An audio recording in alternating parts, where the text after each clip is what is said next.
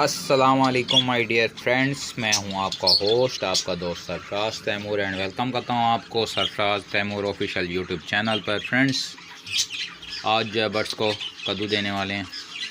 ये कद्दू वो हैं जो बीच में से सख्त निकले, ये भी बर्ड्स को दे देंगे। तो ये वाले भी सारे बर्ड्स को देते हैं। तो अभी मैं डालता हूँ, सबको फिर दिखाता हूँ। फ्रेंड्स, माशाल्लाह से बर्ड्स कद्दू खाना शुरू हो गए हैं। ये फिंचे देखें, माशाल्लाह, सुभान अल्लाह। ठीक है, और इस तरफ बर्ड्स देखें, माशाल्लाह। ये देखें बर्ड्स खा रहे। ठीक है, सारे बर्ड्स आहिस्ता आहिस्ता खाना शुरू कर। मैंने सारे बर्ड्स को प्रोवाइड कर दिए, फिंचों को भी, लव बर्ड, बजी, सबको। ठीक है,